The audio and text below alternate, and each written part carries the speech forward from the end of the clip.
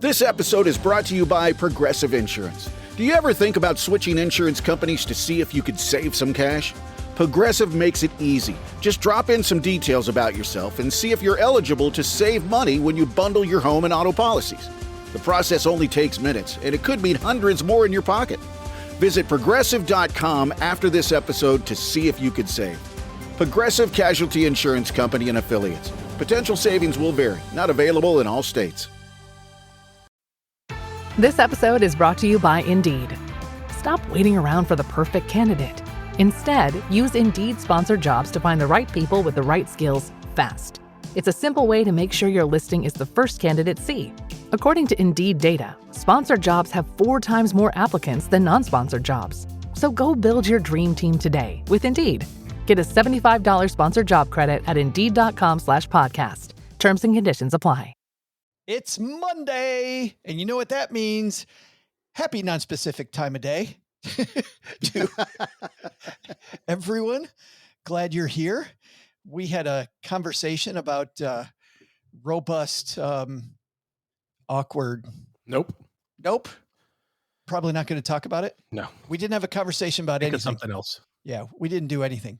You know, we did have a conversation about, though, was how much our troops mean to us and how they kept us safe all weekend while we were doing the non-specific thing that we are probably not going to talk about. So on behalf, everybody raise your mugs, no matter where you're at. Come on, unless you're driving your car, then both hands on the wheel. On behalf of the men and women making podcast in Mom's Basement and the men and women at Navy Federal Credit Union who serve our troops and our veterans, here's to those people who kept us safe and will continue to do so. Thank you so much. Let's go stack some Benjamins now this week, shall we? Thanks, everybody. Let's get it. The English contribution to world cuisine, the chip. What do the English usually eat with chips to make them more interesting? Wait a moment! It's fish, isn't it? Yeah, boy.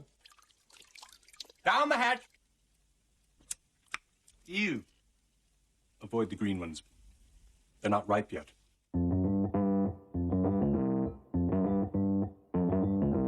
Live from Joe's mom's basement, it's the Stacking Benjamin Show.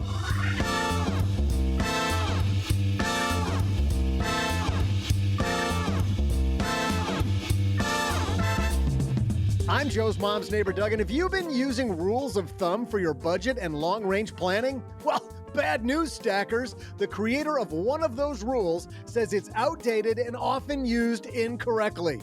Which rule of thumb we'll share today and also help you replace it with a better strategy.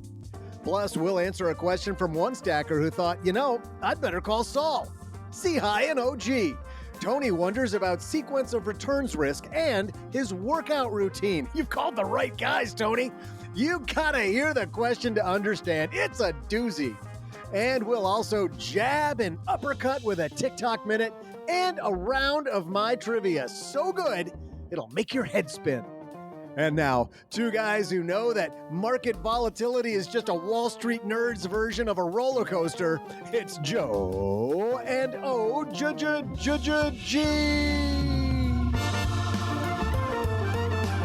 It's summer, time for theme parks, but not with your money. Welcome to the Stacking Benjamin Show. Super happy you're here. I am Joe Saul-Sehy. We are locked and ready to go for another fun week of podcasting, even though it's summer hours in the basement. I mean, even though everybody's juggling. None of us are actually here. Amazing what AI can do these days. This is all a figment of our imagination. Every summer, it's like, can you record today? No, I can't record. Can you record it? No, I can't record. No, I can't record. So we are doing this at some undisclosed time in the past. So if something big happened in the world markets today, I don't think so. In the last month? No, I don't think Who knows? so. No, Probably not. no big deal. Everybody takes the summer off. These other voices you heard the voice of Doug earlier. How are you, man?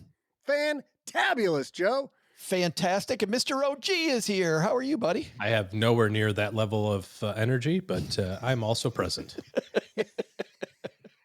Well, guess what? You are going to have energy because I know how much you, like me, despise just using rando rules of thumb for your financial plan. I think I know what this is about, actually. I kind of like this one. Those rules that don't fit anybody. Yeah, you're the one that sent this to me. And I thought, yes, that works. Imagine. There's a good chance you might know what we're going to talk about. Yeah, different than the other 50 that I reject from OG. This one actually made I've been the on cut. a roll lately. I've been feeding the machine for the last few months. I've been displaced, usurped by OG. I don't know how you got so many in a row, Doug. I only usually send stuff about bonobo monkeys.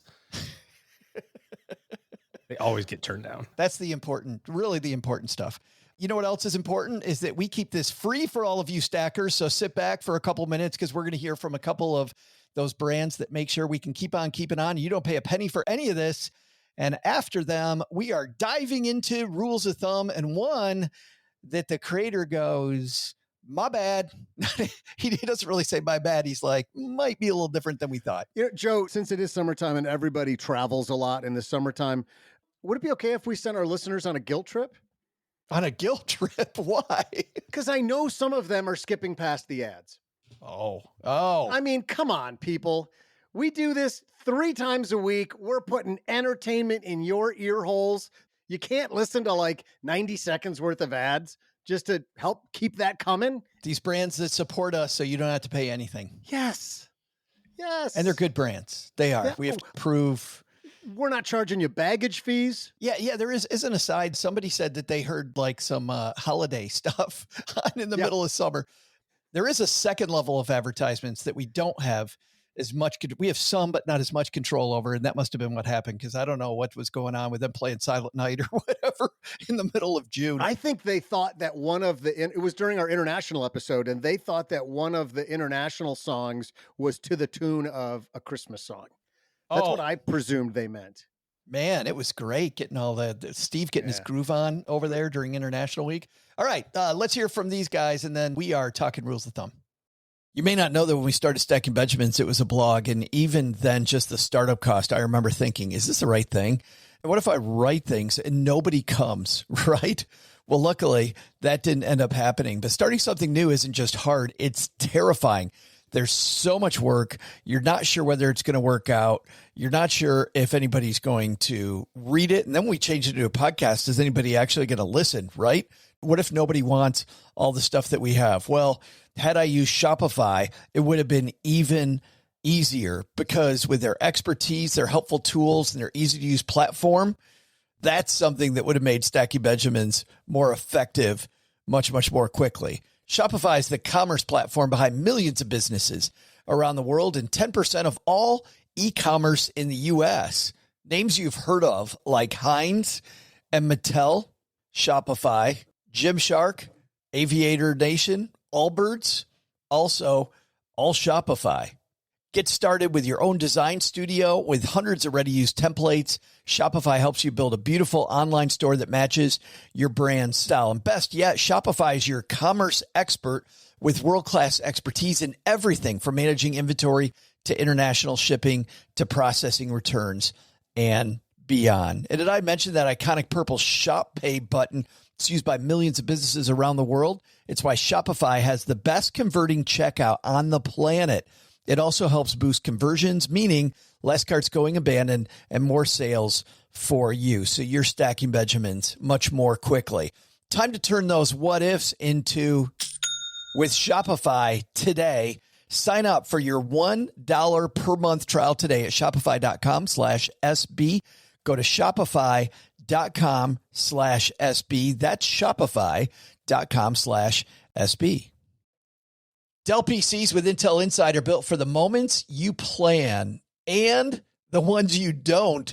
They're for those all-night study sessions, the moment you're working from a cafe and realize every outlet's taken, the times you're deep in your flow and can't be interrupted by an auto update.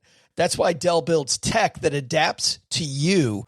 Built with long-lasting batteries so you're not scrambling for an outlet, and built-in intelligence that makes updates around your schedule, not in the middle of it. Find technology built for the way you work at Dell.com/DellPCs. Built for you. Today's headline comes to us from MarketWatch. This is written by the Jessica Hall. As if I know Jessica Hall, but we've used Jessica's stuff before. And she writes great stuff, including this. She says, when Bill Bengen introduced the 4% rule way back in 1994, he had no idea it would take on a life of its own in scholarly debates, the media, and public discourse.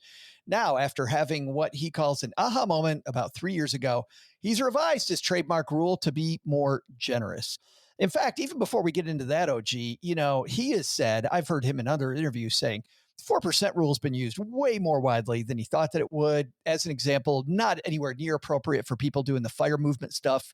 If you're going to retire for a very long period of time, 4% is not your number.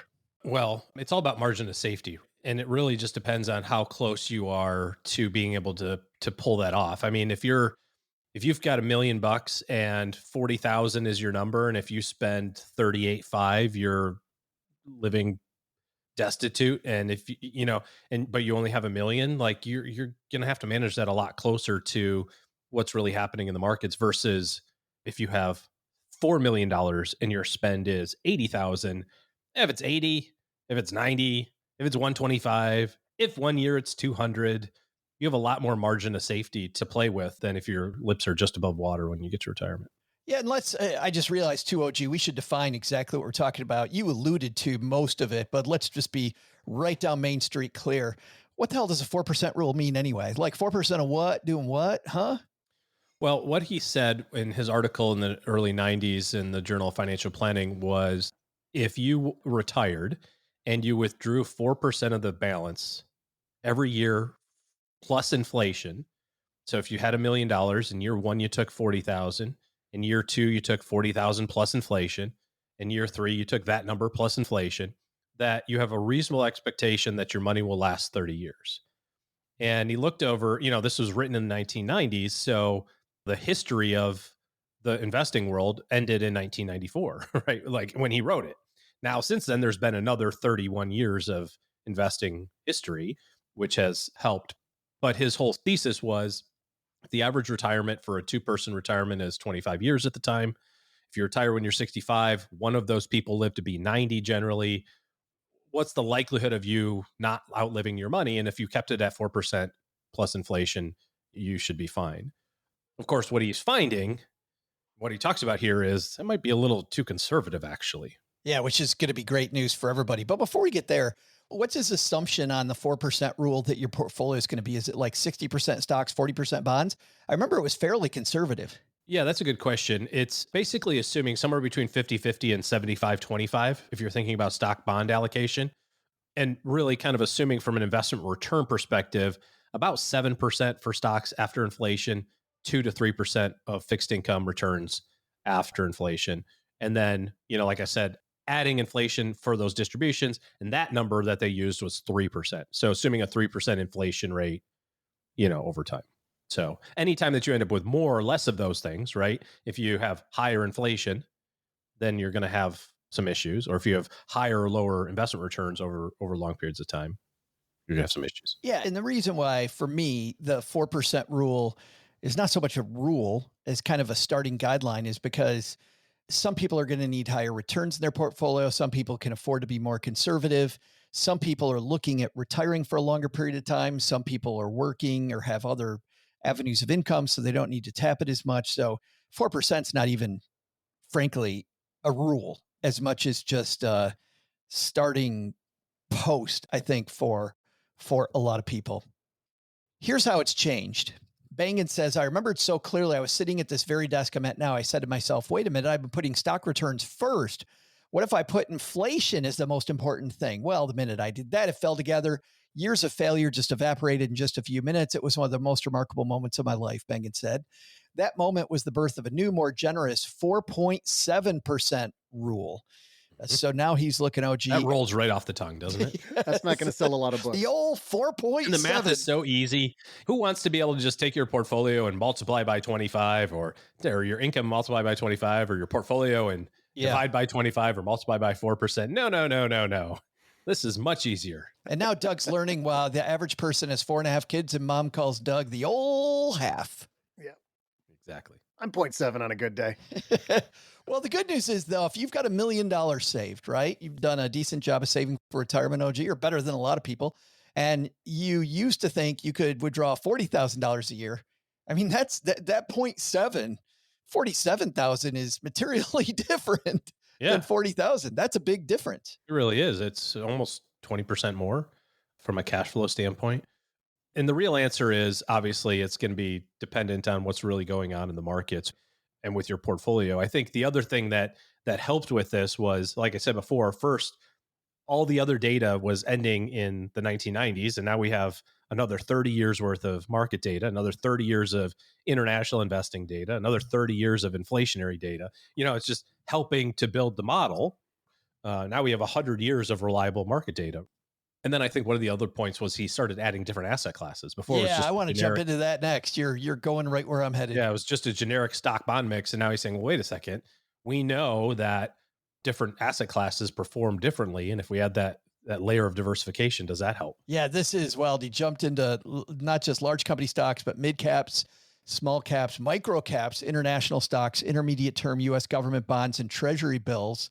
And that's what lifted to 4.7. So then he kept fiddling, it said, and he found he added even more asset classes: gold, commodities, real estate, emerging markets. Guess what happened then? It didn't matter. It didn't make much of a difference, which is why it's funny, OG, like people think, we've had this question before, right? I got to get more esoteric. I got to get more funky. There's something in here that I got to do.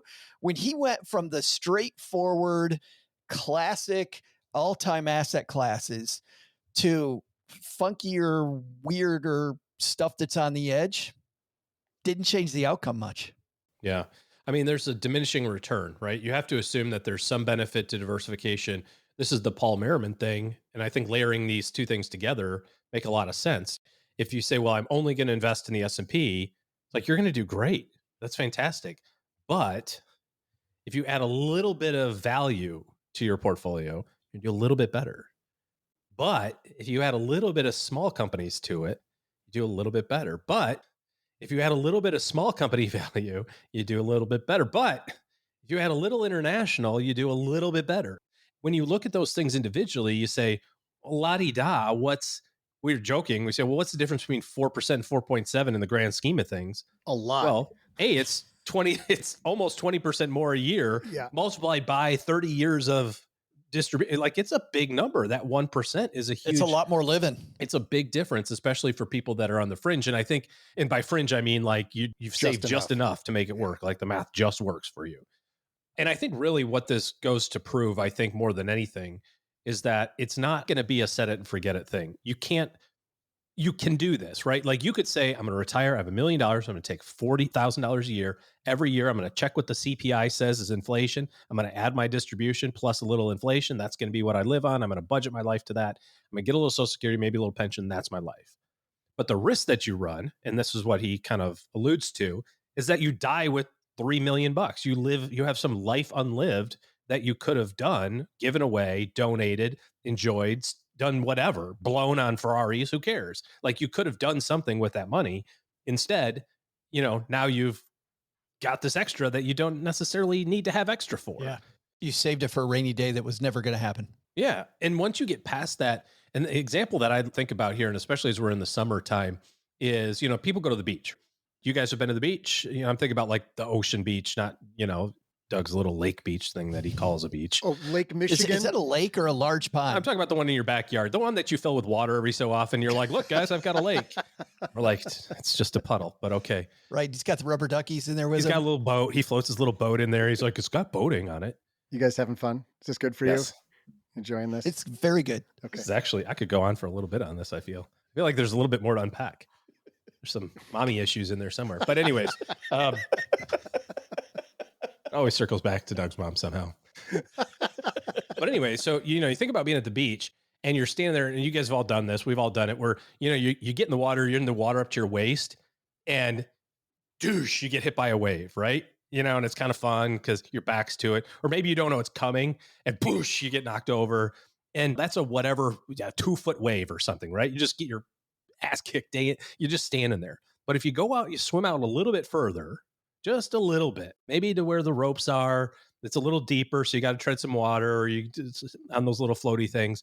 Those are the same waves. It's the same waves, but since you're out a little bit further, it's a little bit smoother of an experience. The same thing is true with your money. If you're just right at the buzzer with money, like I got $1 million and I can spend 40,000. Every time a wave hits you, it's gonna, but if all of a sudden that million, through maybe luck, if you invest it correctly or good timing, just sheer fortune, now that million is now $1.5 million and you're still living on 40, 45,000. You're out past the surf zone. You're not getting your face kicked in anymore. That's the difference, I think, between that 4 and 4.7. You have the ability to adjust your cash flow to what's going on in real life. And you can adjust it upward, I think, is the moral of this story, is that people are probably a little more conservative than they need to be, but you have to be okay with adjusting it. You can't pin it at 5 and go, well, Willie says I can do 4.5, so I'm going to do 5. My buddy Willie. YOLO. You could start with 5. I think that'd be fine, but you have to be okay with dropping it down to 4 if there's circumstances that affect it, right? There's high inflation or low investment returns for a period of time. You have to be able to float between those. And that kind of gets into that guardrail type thing that we see more and more of now, as opposed to just a straight line of What do you mean guardrails? You got these limits on either side, and you're just going to, if you hit the bumper, portfolio does this, then I have a little bit more flexibility on this side. If the market portfolio does this, then I got to tighten a little bit. Kind of like what you talked about with Paul Merriman's example of, we either go to Europe for a vacation or we go to Seattle for a vacation. Stay in the Pacific Northwest where he lives. It's still vacation, but sometimes I'm eating croissants. Sometimes I'm not. And that's also, OG, why I just don't like starting here at all. Like people like, okay, what's my safest withdrawal rate? Well, to your point, if we swim all the way to the edge and we're gonna get knocked around, we're gonna worry all the time. So if I'm wringing every dollar out of my retirement, that's bad. Don't get me wrong. I like this as a mental exercise. I like doing the math and going, am I going to be okay? Is that fine? So figuring out what starting point. Yeah, figuring out what that number could be. Well, I actually think it's number 2. Yeah, if you're just, you got 20 minutes to kill, you want to do some back of the envelope stuff. But truly, for me, the place to start is, what brings me joy? What are the things I want to do in addition to my base living expenses? And can I make that work? Is that below 4.7? If it's below 4.7, then great. If it's right at 4.7, I actually do, OG, have more good news from Bengen, because he says, although you can call it a 4% rule, it's for ultra conservative people. If they wanted it to be the safest it's ever been in history, he said, for most people, they'll end up with a lot of money and probably a lot of regrets if you stop at 4.7. He's actually even saying, OG, that you can go even higher than that. So he looked at, if you stopped working in October 1968, which during the modern era has been the worst period of the stock market. In fact, we did a whole long, great look at the history of the stock market on a roundtable recently. I'll link to that in the show notes, because what a fun episode if you missed it, just going back through all of these different spots. So if somebody stopped working at one of these absolutely horrible spots, then you faced a bear market and high inflation, and you wanted to not outlive your money for 30 years, 4.7 was your lowest safety, the lowest amount somebody took out and barely made it, meaning 4.7% is his ultra conservative safe withdrawal rate. It's still rate. Conservative. Even that's conservative. You could go higher. Most people could go higher. He says, given today's financial environment, he sees inflation is fairly reasonable, but stock market valuations is very high.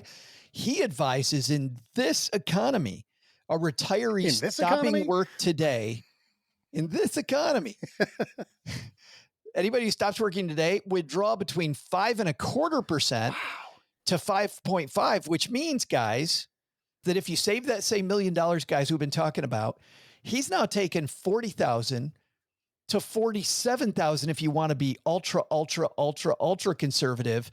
But his real numbers are 52,500 or 55,000. OG, he's looking at somebody starting today taking out $15,000 more than he was saying just a few years ago. Yeah. This is phenomenal news for a lot of people. And by the way, that's 30 years. If you're looking longer than that, he still cautions people, you're playing a different game if you're trying to make your money last 40, 50 years. Yeah. I mean, ultimately, this is where you have to build your own retirement plan about what's going on in your own world, because at the end of the day, those are wildly different numbers, right? 40,000, 55,000, and everywhere in between. That's a material difference in experience, in life, whatever that looks like. The next line here, guys, just cracks me up. He says, we're nowhere near the dire economic straits we saw in 1970s, which caused that 4.7% rule. I hope we never see it again. Those were awful times. But he's saying, if you want to be ultra conservative, 47. Bengen says he knows people will pick apart the new rule of thumb.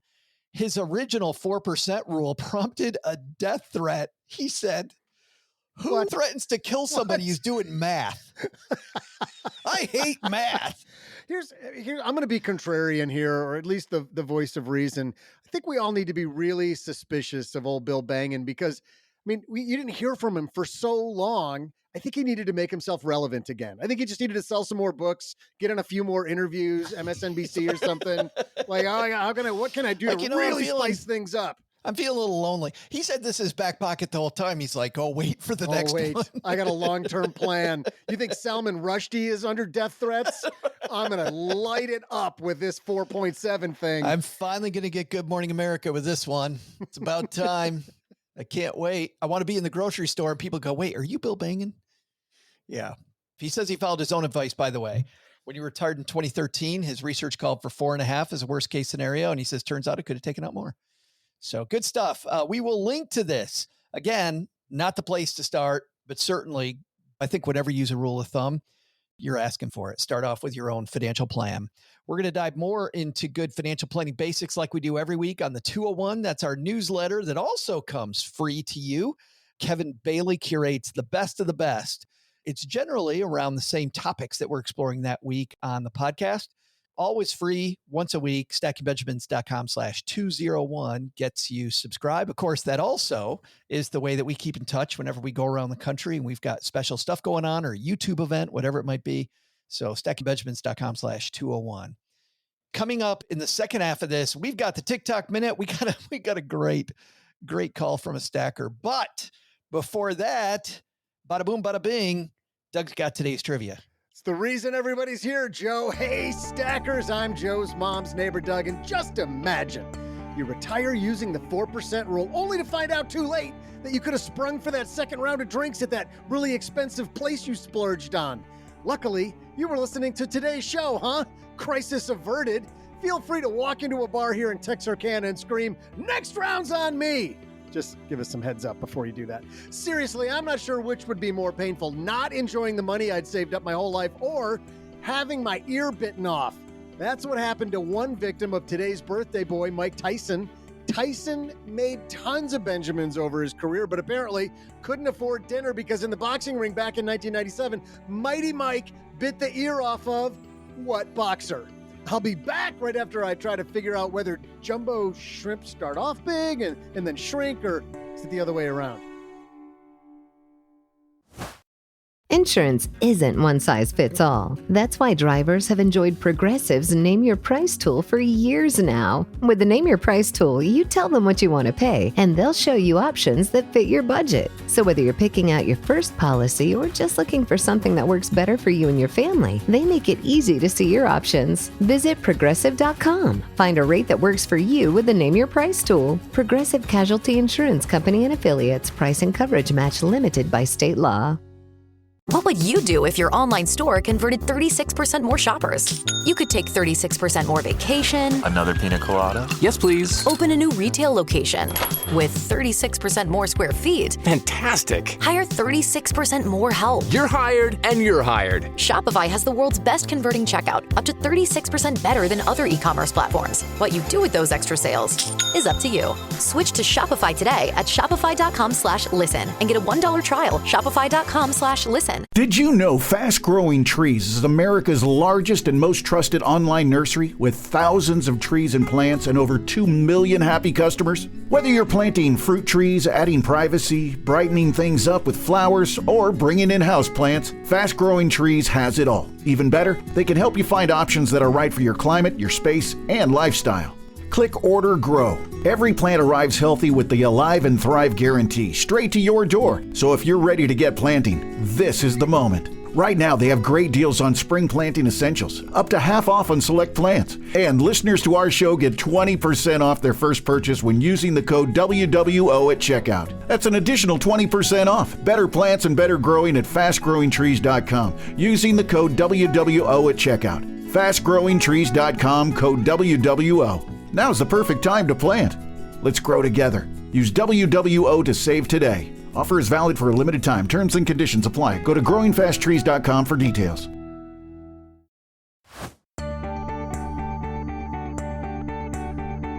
Hey there, stackers. I'm Jumbo Shrimp Lover and the guy who's always wondering if it's Istanbul or Constantinople, Joe's mom's neighbor, Doug.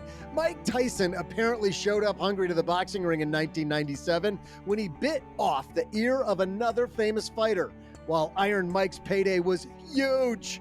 Given that it was the first pay-per-view fight to gross over $100 million, apparently one of the greatest boxers of all time still thought that wasn't enough to buy dinner. What fighter was Tyson's appetizer? Oh my God. That's just funny. Yum. You know what I need? Like, I'd like to be walking to the fridge right now, but I got this guy standing in front of me. Oh, look. I could combine two burgers. Who needs to wait for the end of the round and that bell to ring? If you said Evander Holyfield, you'd be correct. And now, two guys who've taken off the gloves and they're ready for your question. It's back to Joe and OG. All right, time for our second half segments. Would like to lead off today with our TikTok Minute. This is the part of the show where we shine a light on a TikTok creator who's either making some brilliance or making something that may be air quotes brilliant. Which one, Doug, you think we got today? I think this one's a scientific breakthrough. I mean, this one will change the world. I'm fairly certain. Very well could be. We've got quite a hack here. This hack was sent to us from Rachel. Here's a fun fact, and I just learned this, but if you replace your morning coffee with green tea, you can lose, and I think it's up to 87% of what little joy you had left. Told you. There's a rule of thumb. If you replace your coffee with tea, you get rid of 87% of the joy. And green tea just sucks. You don't like it? Oh, it's so bad. I like it maybe twice a year. And then I'm like, why am I drinking this when I could have just had... I'm drinking a geranium or something. It's just not... No. Thanks to Rachel talking about, you know what, maybe that coffee addiction that you pay for is very well worth it. So you don't have to do the tea. Sanity. Yes, that's right. Time to move on to our real second half segment, which is Somebody Said a Better Call Saul. Saul-Sehy and OG. This is where we help a stacker in need. And if you have a question for us, you just head to stackingbenjamins.com/voicemail, and you can be as cool as Tony is. Tony has this question for us, guys. Hey, Joe, OG, and Doug. Long-time listener, first-time caller. Now, I heard Doug talking about sequence of return risk, so I started doing all my workouts backward. Cool down first, then cardio, then weights. Figured I'd ease into it. I won't blow out my retirement muscles too soon. Then I heard OG say I need to keep some dry powder, so I panic bought a 50-pound tub of whey protein and stuffed it in the pantry next to my emergency Pop-Tarts, just waiting for the crash. Don't know which one, market or spinal. Then Joe said I only have to worry about this early in retirement. That's where I'm stuck. Why don't I have to worry about throwing my back out later? Like if I deadlift wrong at 75, I'm still down for the count, right? All right, thanks, guys. Now I'll hang up and listen. Tony, that is the question of 2025, my friend. Yeah, that right was now, good. Everybody, Tony's winning. If you think you can top that, good luck. Bring it. But Tony is on top of the heap right now. That was good. And a way to frame a popular question, which I know a lot of people have, OG, which is, sequence of returns, right? So sequence of returns risk is this risk that you retire on the unluckiest day ever. And this is what Bill Bengen talking about earlier with this 1968. And then we go through the 60s and 70s. Why does sequence of return risk in the CFP world matter at the beginning of retirement? And yet they say that later in retirement, you can notch your numbers back up, your withdrawal rate back up because it's less of a risk. If you blow your back out, AKA blow your savings later, isn't it the same as blowing your savings sooner? Well, I think it has to do with a number of things. Firstly, the sequence of returns risk, I think, is largely overblown. in terms of the likelihood of it happening. If you just look at market declines throughout history, yeah, it happens, and it happens every 5 years pretty reliably on average. But that means that 4 years it doesn't happen. 80% of the time you're probably okay, but we want to protect against the unlikely, one-off event. And what we're talking about here is the person who retired on January 1st of 2008, let's say, and they have $1 million and they're like, cool, I'm going to spend $40,000. I read I can do 4%. That's what some smart guy said. My planner signed off on that. I'm going to spend my 40 grand. I'll call you in a year. And so on January 2nd, they take out their 40,000. Now they have 960. And they go live their life and they don't pay attention to anything that's going on. And they wake up on January 2nd of the next year and call their investment firm and say, I need my 40,000. How much is left? It's back to $1 million, right? Because I got my market returns. Like, well, actually this year kind of sucked. I'm like, oh, okay, it sucks. So be it. Like, what am I at? And they go, oh, you're at like 610. Oh, and do you want your 40,000? No problem. Here's your 40. Now you're down to 570.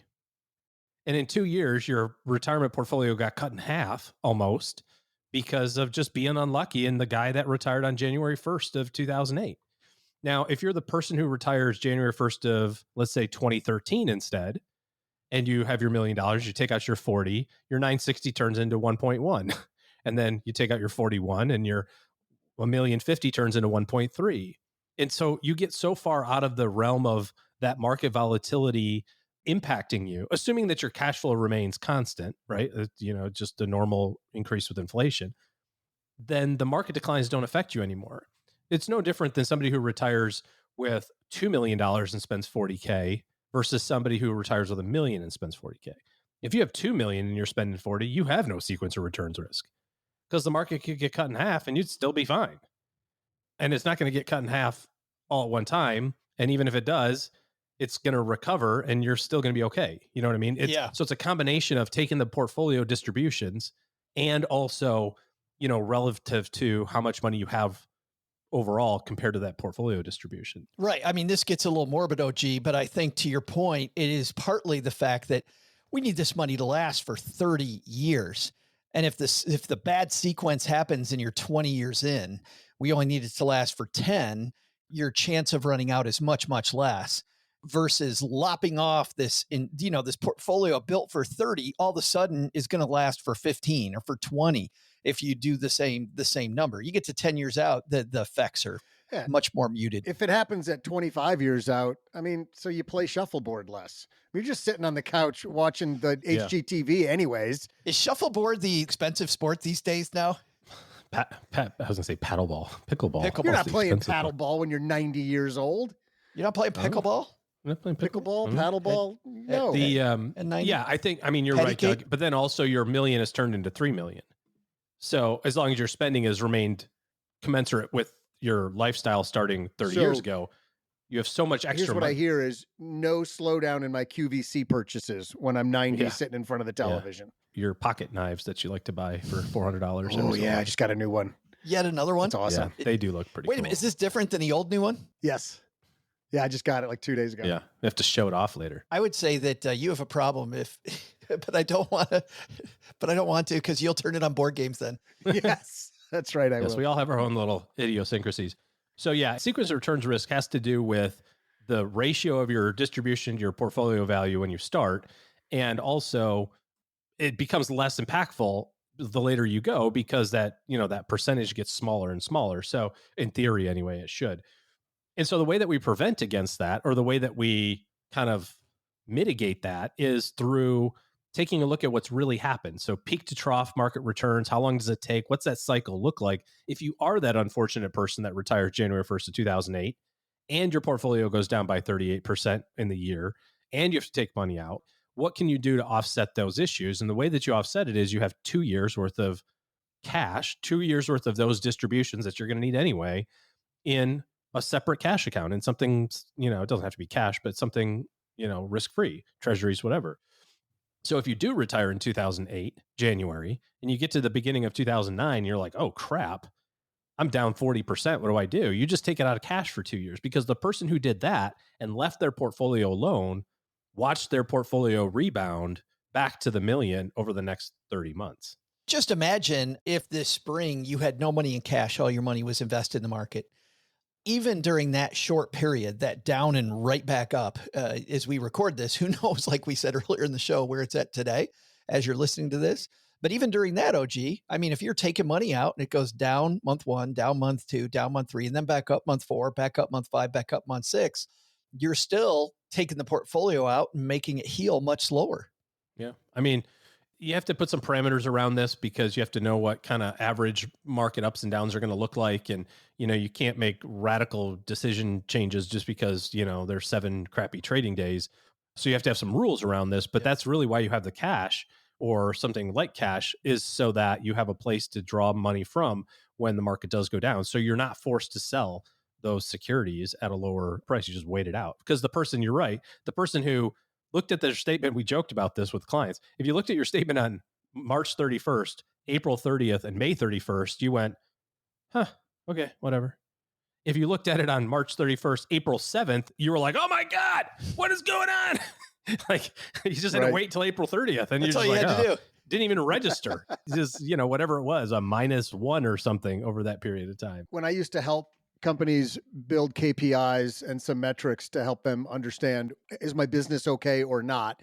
One of the things we used to set up were kind of like the guardrails you talked about, but upper and lower parameters on key metrics, because you didn't want to react too quickly. And you could set up whatever criteria or conditions you needed to, but it could be, it's this metric, in this case, the market has moved X% and it's sustained that for X amount of time, so that you don't make a decision too harshly. And if it's sustained that for 30 days, okay, maybe now we sell that one position or that one sector or something like that. Or maybe it's 120 days, but setting a plan up in advance and having both guardrails, if the market goes crazy or it goes crazy in the negative way, setting up some parameter for yourself so that when you're of sane mind and you're not freaking out because of some red line you see either on your browser tab or on TV, do it when you're nice and calm and you've had a couple of scotches. That could save you from Perfect a lot time of to make pain. investment Yeah, I was about to talk about building your investment policy statement should incorporate all that. But but your investment policy statement could be very interesting after a couple scotches.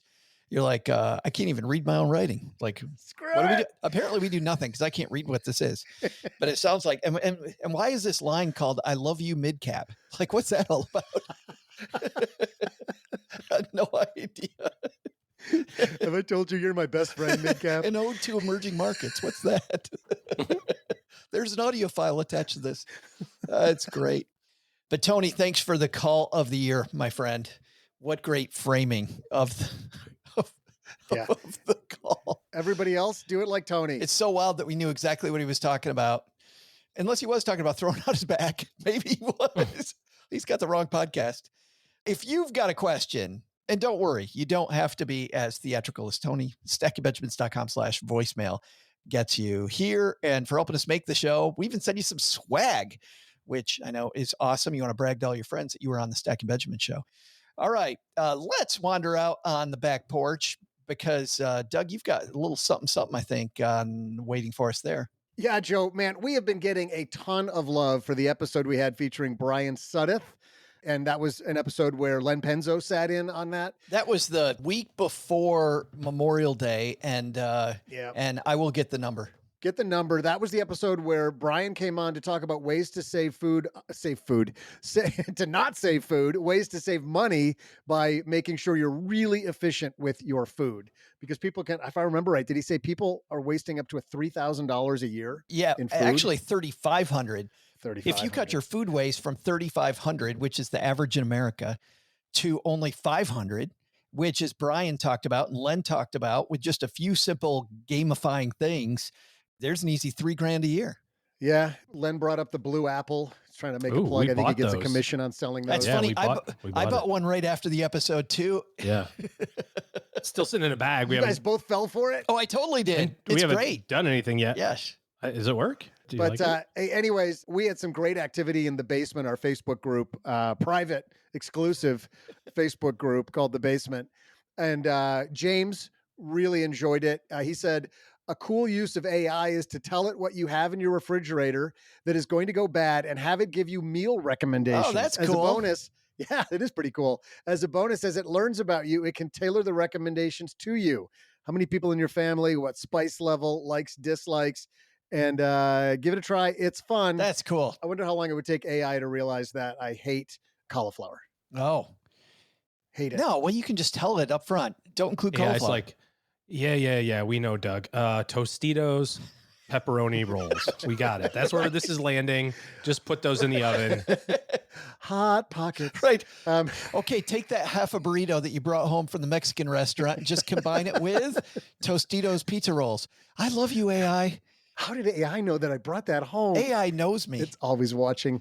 Lynn also wrote an email to us saying, I loved the chat with Brian Suddeth about food waste. Thanks for shining a light on this important topic. On top of the great tips from Brian and Len, we also keep masking tape nearby and label our plastic leftover containers so we have a better idea how long we have before food goes bad. What's funny, Doug, is that... That's a little anal, Lynn. Well, Frankie Chalenza said the same thing when he was on Talking Food Waste a few years ago. We haven't talked about this in a few years, so I'm glad that people liked us bringing this topic back. But Frankie said, just with a little masking tape, this thing that's in the back of my fridge, that you always put the new stuff in front of the old stuff. And next thing you know, you're just keep pushing it back. Yeah. Just rotate the, when did we have the good lasagna? Yeah, exactly. Oh, look, did we have fuzzy lasagna? Fuzzy lasagna. That was from that gourmet restaurant. You guys know how I eat. So I thought this episode, when I found out Brian Suddeth was coming on, I'm like, what the hell do we need to talk about this for? Because there is no food wasted at my house. Doug is the Hoover. We've got Rubbermaid containers, the little, Tupperware. They just collect dust. We don't even need to use them. We've had so much fun just before we were headed to on our recent vacation. We like the last 3 days, we had the weirdest ass meals. Like it's a stir fry of rando vegetables. Also, hey, over on Spotify, MJV_do_create_B was a little Whose mom names him that?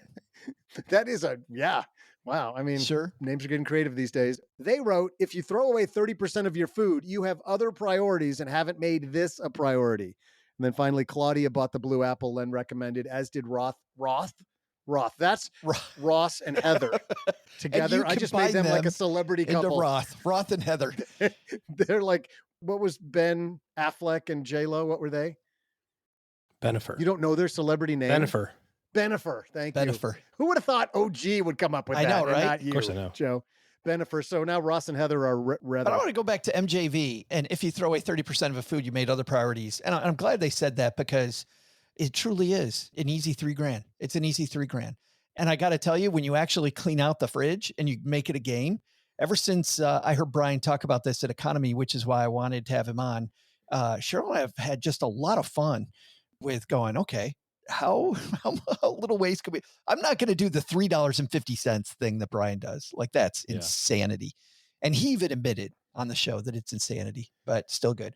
And I do think it's funny. So it was OG, me, Claudia, Ross, and Heather all bought the blue apple. And Heather. Yeah. Great stuff. Well, thank you for all the discussion around that episode. I'm glad that we got a lot of stackers saving some food waste. If you know somebody that needs help with the 4% rule, they're diving into it. You can share this episode with them and tell them, guess what? I got good news because it might be the 5.5% rule for you now. Give or take. Yeah. Ish. I know that's what people like in their rules is the word ish. Ish. Yeah. Like when a building engineer goes, it's 3 3/4 ish to make sure this is stable. That stop sign, if you feel like it. Right. I recommend a slow roll.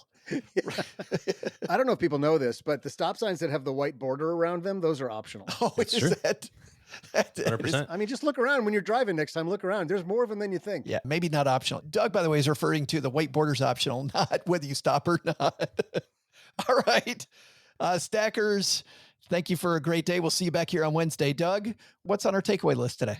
Well, Joe, first, take some advice from our headline. Using the 4% rule, first, even the creator doesn't think that's a thing. But second, why not start with how much you need to withdraw each year to bring you joy and then work backwards from there?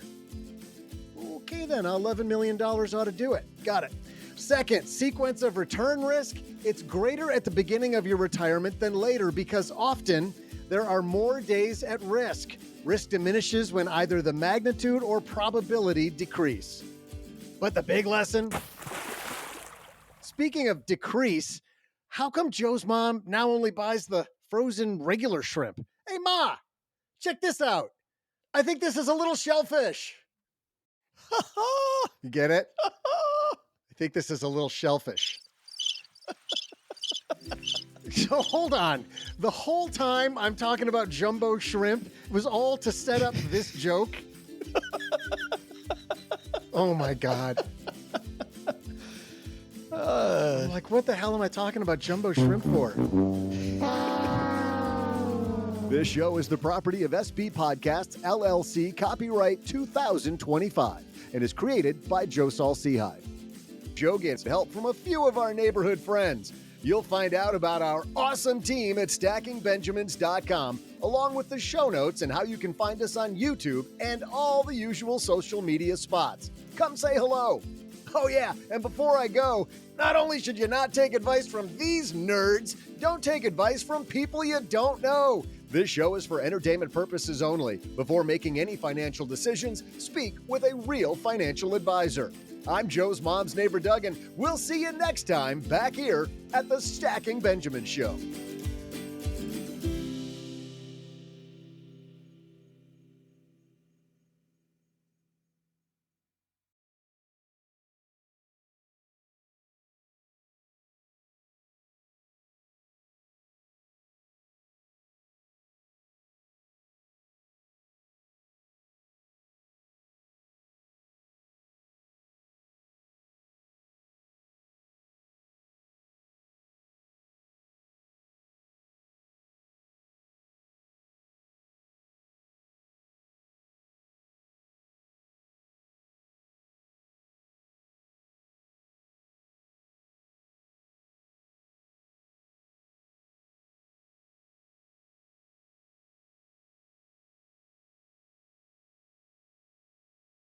Welcome to the after show. If you're new to this podcast, this is a part of the show that does not exist. You don't talk about it. You don't share it. I love it when people discover the after show later. They're like, I can't believe this happens. But it's never, well, sometimes it is, but it's rarely about finance. There are times, though, when it is about finance, and that is today's after show topic. You know, we were talking, guys, about how the Brits are fantastic with drama and with music and with comedy, but I think the Aussies might have them beat when it comes to comedy. Really? I've seen so many hilarious Australian things. And this one, by the way, they're going to say a word that might not be safe for children. They're not going to really swear. So Australians rarely swear. Yeah, you might you might want to wait till your kids are out of the room out of the car before you listen to the next part. So just pause this and save it for later. This is what happens in Australia as you're checking out of the hotel. Checking out today? Yeah, thank you. Room 207. How'd you enjoy your stay with us? Yeah, it was very nice. Thanks. Okay. There's a room service, a minibar, 3 phone calls, and 2 in-room movies. Now, is that on your visa? Yeah, thank you. That'd be great. No, hang on. 2 movies? We only watched 1 movie. It's okay. Just put it on the card. We're not paying for a movie we didn't watch. I can assure you, madam, both movies were ordered by your room. Honey, no need to cause a scene. Yeah. What were the movies? Harry Potter 5, The Order of the Phoenix, and Sorority Sluts 4. I got it when you were in your meeting. So. I don't believe this. It appears that my husband likes to watch children's movies about wizards and magic owls whenever I turn my back. Harry Potter? How old are you? You're sick. Harry Potter? That might be a little awkward, watching some Harry Potter movies. It was awkward when I was of the age. What stackers have no idea was going on during that entire episode was in a part that we cut or a discussion that didn't make the final, which would be the same thing as cutting it. Just to define what cutting what it means. Is we said some stuff and took it out. I'm I'm mansplaining cutting to our audience. But Doug said the word, say the word, Doug. Often. Yeah. I say it often. And OG was not having it. I mean, it's just incorrect at every level. but it's not. Oh, you found one YouTube idiot to say that Oxford you're right? Oxford effing English Dictionary. The final say in definitions and pronunciations is the OED. And they say both are correct. In fact, often was the original pronunciation of it. And you go, what do? Because you're so freaking lazy. You go to ChatGPT to see what's right. And going to a YouTube video is somehow less lazy? I went to the Oxford English Dictionary. So Doug first goes to a YouTube video and says, you can... So I look at my phone and there's this chat going on the whole time we're talking about the 4% rule, aka the maybe 5%-ish rule. I wonder if anybody noticed. Like, were we just so smooth that we were having two conversations at once? Two of you were, but I wasn't. So Doug says you can F right off, and then OG says great ear. You're picking up on a classic. Oh, you asked ChatGPT. Yeah, I asked ChatGPT, do you say often with the T sound? And it says it's a classic pronunciation quirk. Many people pronounce the T, and it's becoming more common to Doug's perspective. And it's not considered incorrect anymore. People are often using the T. Yeah. Originally did have the T in pronunciation, just like Doug said, but it became silent over time. And so it gave you this thing. And then I said, well, why do people think it's okay to sound the T when it's not correct? How is the world going so backward? And ChatGPT, I thought, made some very good points. And this just lines up perfectly with how Doug thinks. I think that it was just it does. I agree. Like it spot does. on.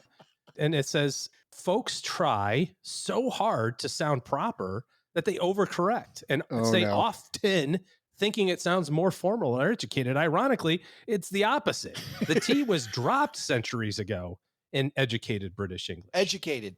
Yeah, you know. ChatGPT. People hate feeling wrong. Correcting someone's pronunciation feels elitist to them. And I know that it does. I feel so feels. good when I correct you on insurance. Yeah, okay. I feel a lot better about myself. When you hear someone say often, they might double down on often out of stubbornness, insecurity, or misplaced confidence, which is, I mean, that's the bumper sticker that's on Doug's big giant pickup truck. I mean, if there was 3 bumper stickers on the back of that oversized pickup truck of yours, it would say stubbornness, insecurity, and misplaced confidence. That would be... It's also on every golf club you own. I mean, it's like literally... I like where this ends. Yeah. So yes, often is technically a corruption, but like cargo shorts and TikTok dances, it's here to stay whether we like it or not.